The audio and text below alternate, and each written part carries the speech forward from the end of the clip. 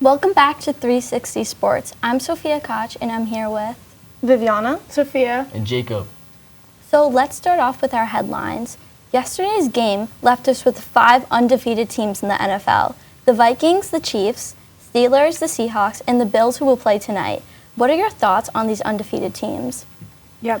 The Vikings are really surprising me, honestly. I know Sam Darnold's doing fantastic. He's making that noise. I thought originally when I saw the headline that J.J. McCarthy was out, that was going to be rocky for them because they were so adamant on getting him in the draft. So I was like, I know they had a lot of game plays around getting him, and they were really maneuvering their team like that. And then they lost Kirk Cousins, who they were so comfortable with. But Sam Darnold is doing everything for them. Thank God that his MRI was ruled as like just an injury scare. He just has like a bruised bone or something. So he's still in it, and I think that's what's going to make them keep being an undefeated team. Because they beat the 49ers 23-17, the Texans 34-7, which really surprised me because I feel like their roster, their offense at least, is really stacked after what they did in free agency. So they play Green Bay this Sunday, who have been also doing pretty well, and they're at Green Bay. So I'm interested to see if they can keep going, but if Sam Darnold stays healthy, I really have no doubt for them. Yeah, leading off your point with Sam Darnold, J.J. McCarthy, he's got to be sitting at home crying because if Sam Darnold keeps this up, he lost his job. It's over. Sam Darnold's on a tear right now. He's leading touchdowns. He's up there with passing yards. I know he put almost 300 on the 49ers defense. Started off, got a great year. Brian Flores is doing his thing. It's no more Brian Flores years making a great defense. Well, a good defense look great. I think they're off to a great start. What do you think? Yeah, with their defense, they have 16 sacks, 5 interceptions, and a forced fumble. So I think that dominance, too, is just all around making them a better team. And not only the Vikings, though, the Steelers, too. Justin Fields has really, shown up and shown out. Because he was the underdog. He wasn't supposed, it was, up in the air. Russell Wilson, he's a veteran. He should start over Justin Fields. Now, there's really nothing that should convince the coaches to not put in Justin Fields, even if when Russell Wilson, he recovers from that calf injury. You know, the Steelers every year, it's like they come out strong or they don't, or they have a rocky middle. But if Justin Fields keeps playing the way he does, I'm very confident that they will be playoff contenders. They will have a very good score. And I'm not a Steelers fan, and I'm saying that. So, do you think the Steelers will keep Justin Fields or go back to Russell Wilson? If they didn't keep Justin Fields, I'd be very confused because it's like just because I get it, you have a veteran, and I get it, he's shown in the years that he has it in him. But when you have a young player, you got young blood, young body, someone that's not going to injure as easily. Why would you not keep him in? It would just, I don't know. I feel like it wouldn't make sense. Yeah, and if we're looking if they're wanting to build off of Justin Fields too for the franchise, I think that'll be way better for them because, like you said, Russell Wilson is getting up there in age, and with the injuries, is he just going to continue to keep getting hurt? I think we got to slow down on the Justin Fields hype. I don't think think he's so? that good. Really? The Steelers right now, look, the defense is probably one of the best in the league. That's why they're 3-0 right now. The offense, let's take it down a notch. They've only got one offensive touchdown a game, and everything else at field goals. They're not playing the best that they can. They still need a wide receiver too. George Pickens can't do it by himself. I think there's Calvin a lot. Austin. I don't think he's the future. Is he really that good? I don't know. I think getting a touchdown or two a game isn't the recipe of success. They have a great defense. That's what's keeping them in these games. But we've seen it a lot in the past with all these great defenses with really bad offenses. They can't keep it up the whole year. At some point, the defense just gets tired. Yeah. Well, it's only week 3 too. Yep. So do you think Russell Wilson could have done the same as Justin Fields? Honestly, I think Russell Wilson's at the end of his days. We saw him in Denver. He didn't look like himself. Yeah, he had a couple better games when Sean Payton came in, but I don't think he's the future. Justin Fields, as of now, yes, it's his job. I think he deserves it 3-0 in the season. If Russell Wilson comes in and loses a game, that fan base, they're not holding back on him. No, it's like Russell Wilson doesn't have room for mistake because he's also supposed to be the top dog. He's supposed to be better than Justin Fields. And like you said, I think he's at the end of his thing. They're blaming it on Denver management and coaching staff for why. And he was, not treated the best. But it comes down to it. He's had so many years in the NFL, and he's got his name. But I don't know. I feel like it's a reputation that they've kind of been holding on to from years prior. That they're just stretching out as long as they can. Going off that quarterback situation, Geno Smith and the Seahawks, 3-0. What do we think about it? I like Geno Smith. I liked him last season.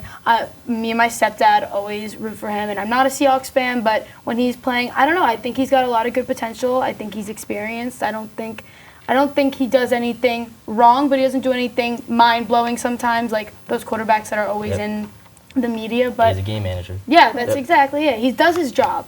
Yeah. And I feel like people, when you're not like making, I don't know, like 5 touchdowns a game or something like that, you're not talked about enough, which, all right, but he deserves his flowers.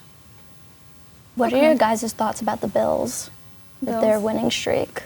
I think it's a little unexpected. I thought, look, they're a great team. Any team with Josh Allen's a contender. I thought they were a decent team coming in. I didn't think they were that great of a team. I think it was supposed to be a down year, but Josh Allen's in MVP form. I think they could keep it up as long as he's playing like himself. So let's move on to our next headline. The Panthers scored 36 and beat the Raiders yesterday behind Andy Dalton with 319 passing yards and 3 touchdowns. What does this mean for Bryce Young? Do you think he will be traded? Well, it's like speculated that like he's not going to be traded because like they did just draft him. They picked him over C.J. Stroud, which is wild because we see how good C.J. Stroud is doing right now, especially for the Texans. They say that they're not going to trade him, but I have a feeling like this offseason it will be in the works. Could be in the works. The Panthers are desperate for a line. I mean, anyone that's going to show them a glimpse of victory and something that can get them out of, because they have a horrible, the last season, I don't even remember, I just know the record was abysmal. It is not, they do bad every year. I think there was even talk that they were going to have to like sell the franchise because it was just doing so poorly. Fans weren't showing up to the games. So if Andy Dalton's going to do this and he's going to keep this up, I think Bryce Young's really got to watch out because they've got this rookie, he didn't do anything, and I don't know, I feel like the Panthers is a team that can't wait seasons for him to pick it up. Like, they've got to do it now or, like, the owners are going to get pissed. Fans are already getting pissed. It's, like, not working out. Not working out at all. I think Andy Dalton, somehow he's still throwing touchdowns at this age. But I thought the most mind-blowing thing about that game was that the O-line actually found a way to block for him. So in my mind, I'm thinking there must be some problem between the O-line and Bryce Young because they didn't care about blocking for him at all. Do I think Andy Dalton is the truth for this team? No. I still think you're not making the playoffs. I think you still got to play a young quarterback. Give him some time. You saw Andy Dalton could do this. You know, he could throw the touchdowns. You saw Deontay Johnson still looks like a stud. He had over 100 yards yesterday. I think you give Bryce Young a chance, couple more games. Leave him in there, see if he can produce. If he can't, then it's time to move on. So moving on to our last headline, unfortunately there has been some injuries in the league. Guys like IR and Isaiah Pacheco and CMC. There are some injuries yesterday to Devontae Smith, Myles Garrett, Justin Herbert, and others. What are your guys' thoughts on these injuries? I think it's sad seeing all these guys get injured, especially so early in the season. Yesterday when Justin Herbert played the Steelers, also Joey Bosa got hurt, and he's like one of their main guys on defense, bringing energy. And I just feel bad for him because he's so injury prone. He hasn't played through a full season, and who knows how long. Yeah. It's just sad, especially all these guys being like game changers. I mean, Myles Garrett not on the field, what's that going to do for the Browns defense? Christian McCaffrey too, like we've seen Purdy sometimes like without the run game, the 49ers are nothing. Yeah. Well, So, without I the mean, best running back in the league, it's pretty hard. Yep. Yeah. My thing about these injuries is just like, so I'm a Jets fan. So they played last Thursday. So I'm looking through Sunday to see like who I want to watch, what's going on, and a lot of these players are like I'll flip on that game because I like watching these players. Yeah. With these big names out, I don't know. Makes it like not as much fun to watch those games. Like that's not their fault. They're getting injured and it's horrible. But like I feel like that's like a popular thing that like having such big names out, like those are people's favorite players and like favorite players of like all time too. So like I don't know, but the NFL has gone pretty like pretty vulnerable, pretty soft. So like I don't really understand like what else there is to do to prevent all these injuries. I think the biggest thing they can do is right now, like in this day and age, all of these players, they sit out the preseason. No one wants to play it. I think that's a big issue because back then, everyone didn't play every game, but they'd play, week 2, week 3 of the preseason. They come into the season, they're a little bit prepared. As of now, you've got the stars. They don't even play in the preseason, so they're coming to week 1. They don't even know how it feels to get tackled in a while, except for training camp, but that's not full-speed tackling. No. So I think if you get them on the field, yes, some people are going to get hurt. It's part of the game. It happens. But I think it will help their bodies get a little bit more prepared. Right, because you're taking those hits the first couple of weeks, and it's like, and these players are kind of like older. Like CMC is not the youngest player in the league, so when you've got the best running back and you're putting him out there, and you don't want him, like, I don't know, play him like anyone else. Like, get him that experience so that he's used to it, his body's adjusted. Like, I don't know. It's just, like, hard to see each week. I feel like there's this new headline, like, someone big is hurt, and someone that there's a lot of teams where they're riding on 2 players playing well. So when those players get out, like, not everyone has a whole bench and a whole offensive line and defensive line to, like, back them up all the time. Colin Wells asked, Daniel Jones for Bryce Young. I'm Daniel Jones' biggest hater. Daniel Jones, he's getting bailed out by Malik Neighbors right now. Absolutely bailed out.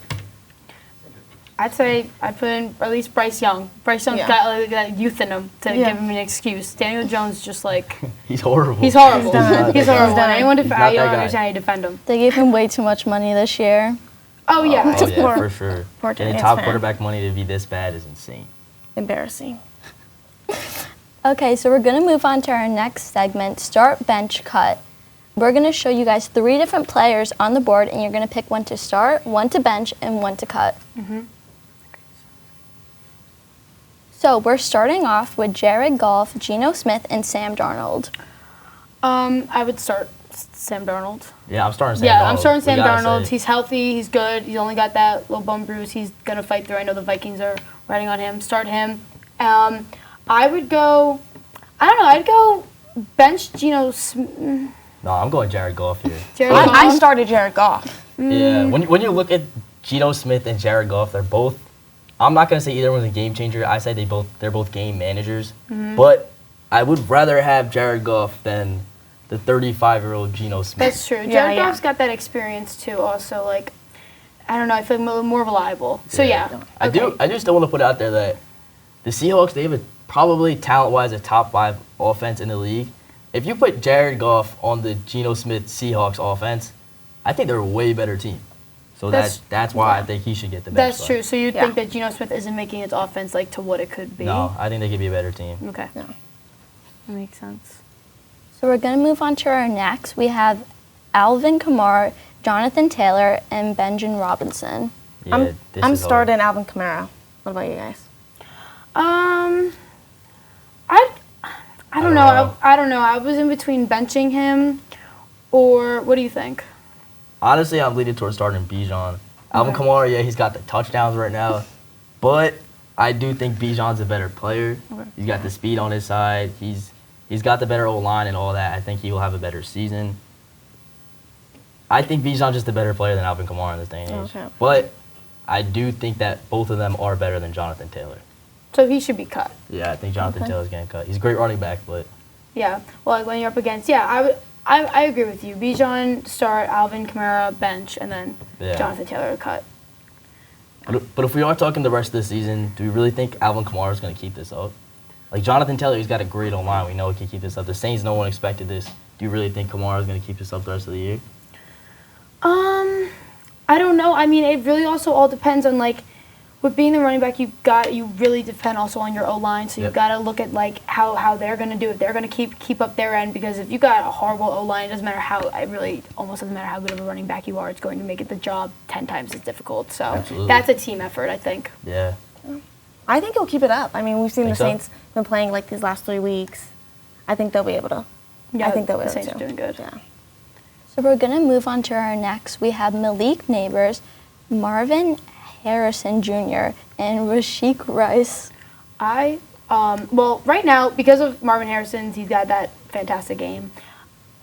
But I don't know, because this thing, my thing between Malik Neighbors and Marvin Harrison Jr., I was like so betting on Malik Neighbors. Like, I didn't think he would realistically go before Marvin Harrison in the draft, but I wanted him to because I just really saw potential in him. He's a better player. And he is a better player. He's been showing up every single game. He's like, I don't know, I feel like he's doing exactly what every rookie should do. Like, he's making that noise, showing out. Like you said, he's bailing out Daniel Jones. So I'm in between it. I think Malik Neighbors should start just because he can keep that up. Marvin Harrison, he had those fantastic games. Like he picked it up, but I don't know. So you'd cut Rashee Rice? Yeah. I'm going the complete opposite way. I think you start Rashee Rice. He's leading the league in receptions, second in yards, and he's right underneath for touchdowns. I think right now he's the bigger star than both of them. But Malik Neighbors is right there. I think Marvin Harrison, Marvin Harrison, give him a couple games. I think he'll get there. But as of now, Rauch Rice had a better season than both of them. Malik Neighbors, though, he's already a star. He's made his name in this league. He's a top 10 receiver in this league. But I am putting him right behind Rauch Rice, so I'd cut Marvin Harrison in this case. That's why I'm starting Malik. It's just because since he's a rookie and he's already playing doing up to Rauch Rice, it's like, I mean, if once he gets to Rice's level, how good is he going to be? So I'm looking a little farther into that. So I'm still starting Malik Neighbors. That's why I'm starting him too. Exactly. Yeah. Can't go wrong with those guys. No. Yeah, definitely. So now we're going to move on to our MVP segment, where each of you guys picked 2 of your MVPs from this week. I think I'm up first. Yeah, you're up first. All right, here we go. All right, my guy, it's not necessarily a player, but it's Brian Flores. He's the best defensive coordinator in football. He's turned a mediocre defense into probably the best unit in the league right now. He's got Harrison Smith, probably one of the most underrated safeties ever. He's doing it all. He held the 49ers to, I want to say, scoreless through 3 quarters, I believe. C.J. Stroud was pressured every single play. This defense is the reason they're blowing out teams. Yes, Sam Darnold's playing great, but we can't do it without a great defense. And this guy, he's leading the charge. They are a phenomenal defense this year. Moving on to the second guy. Come on, you knew it. This is the wide receiver 1 in San Francisco right now, not Brandon Ayuk. He didn't deserve that contract. They should have gave this guy his money. Should have been the Super Bowl MVP last year if they would have won the Super Bowl MVP. I mean, if they would have won the Super Bowl. But Juwan Jennings, they get 12 catches for 100-plus yards and 3 touchdowns, I think it was. Completed the hat trick. This guy's, I'm not going to say he's a star, but he's a great wide receiver. Like CMC who, this guy's bowling out right now. Those are my 2 guys. I think they're the biggest pieces to their teams for Week 3. Right. Got my picks next. So I'm going with first. Now, I said this earlier. I was vouching for him earlier. I think Justin Fields is a big MVP of Week 3, and I think he's going to continue being that player. He knew he had a lot to prove coming in because he wasn't supposed to be the starter, and then he got that opportunity, and it's about what you do with that opportunity when you get it, and I think he's really putting that through. And like you said, the Steelers, they've got one of the best defenses in the league, so obviously that's helping him out a lot. But he got the potential himself, and that's why he was traded to that team, and that's why it made so much noise and commotion when that trade happened. People were really excited about him, seeing also having 2 such possible quarterbacks in that position. I feel like Justin Fields is showing what he's supposed to do. He's not doing anything wrong. Sure, like could he be a little bigger? Could he make a little bigger plays to like prove that he's that guy? But I don't know. Right now, I think he was really in it for Week 3. Yep. And then my next one, this is a little biased, but I put Aaron Rodgers, big Jets fan, happy to see him still in the game, not injured after the first down. He's doing it for the Jets. He's making those connections with Garrett Wilson. He's finding our wide receivers, fighting our tight end. He's doing what all Jets fans wanted him to do, especially after he had such relying on his back this season. He was supposed to be our guy last season, and now he's really coming out. I think we're doing better than we would have with Zach Wilson, or we're doing better than we would have with Mike White when we had him for a couple games. So I can't complain about Aaron Rodgers, and maybe this was a little biased, but I'm really happy with how he's Sophia, do playing. you think Aaron Rodgers is going to win the MVP this year? This whole year? Yep. I don't know, because people are such Jets haters, and Aaron Rodgers haters. Exactly. So I think it's a little biased if I don't know. He's also older. People are going off of that too. Yeah. I feel like any excuse with Aaron Rodgers to make him not that guy. But I think he is, so that was my picks. Solid. 3-0 quarterbacks got to be on there. With my picks for this week, I am a little biased, but not with Derrick Henry. Okay, with Derrick Henry, I thought he did a really great time this week. He had like 150 yards rushing on 25 attempts, averaging about 6 yards per attempt, so I thought that was really great. Scoring 12 of the 28 points this week for the Ravens. But the Cowboys do have a pretty bad run defense, but still, he's just so dominant, always been so dominant, even when he was with the Titans. I think he was such a steal for the Ravens, and I think he will continue this. With my next pick, I picked Nick Herbig. He did really great this weekend, I thought. He had 2 sacks out of the 5 sacks for the Pittsburgh Steelers, and also a forced fumble on Justin Herbert. So he's still a young guy. He's still growing.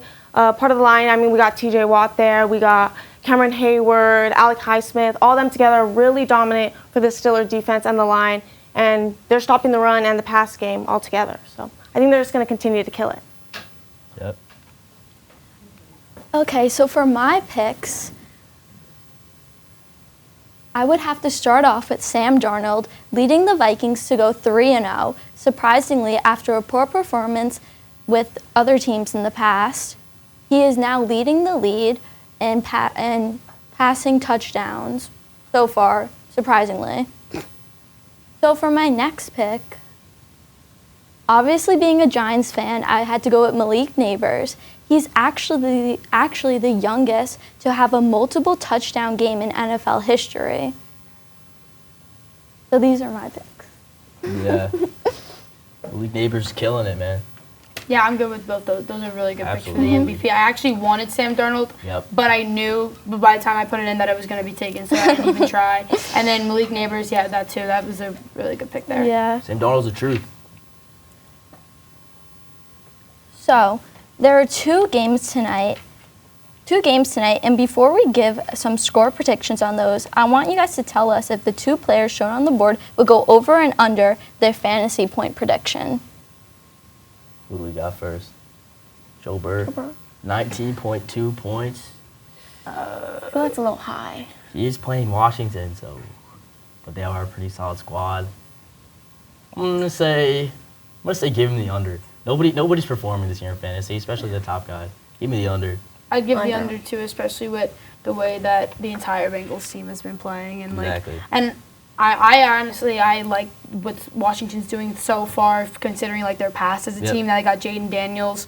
I don't know. I'm not mad at Washington at all. So Bengals, he's making obviously he was going to talk himself up when we were out in the preseason saying it's his year, but nothing's really happened yet. Yeah, so I do think T. Higgins is back. Maybe that'll help him. Help him out. He'll be a big factor in this game. Yeah, I'd say players like that you need to make those wins. So we're taking the under, Umber. Yeah, under. Josh Allen. People are hyping him up right now.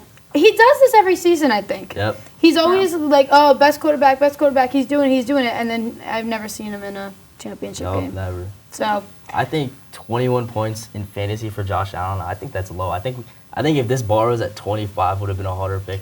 I think he's a machine in fantasy. He's like a 30 bomb every week. Mm-hmm. So I think he's gonna be way over 21 on a weak Jacksonville defense.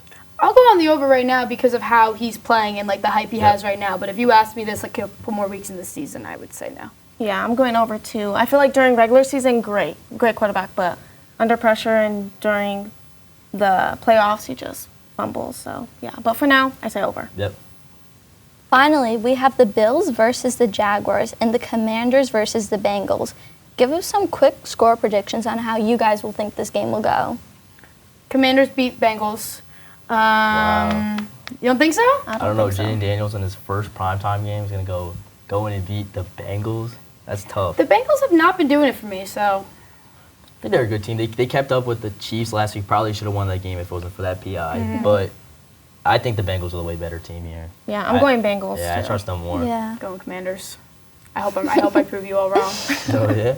Our next, the other one was what, Bills, Jaguars? Yeah, Bills, yeah, Jaguars. I'm going Bills. Bills? Mm-hmm. Josh Allen? Yeah. And they're in Buffalo. I like Trevor. I don't know. Josh Allen's doing good. He's on a high, but I really like Trevor Lawrence. So, but Bengals aren't doing too well. But they always need that one game to get them back up. So, I'll go Bills. Bills? What do you think? Yeah. Would have to go with the Bills, honestly. Yeah. I prefer the Jaguars, though. I'm taking the Bills. The Jaguars, they sell it. We're getting to that point in time where you got to be saying, is Trevor Lawrence really that guy? I don't know. He's not performing like it.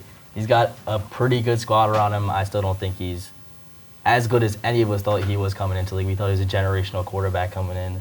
The Jaguars haven't done much. I'm not that high on him no more. Based on how he did when he was healthy, I'm giving him some more weeks. I'm gonna give him a couple more weeks. It's only I got it. I'll give him a couple more weeks because I'm not counting out on him yet. So that's it with 360 Sports. We'll see you on tomorrow's show, which is about college football.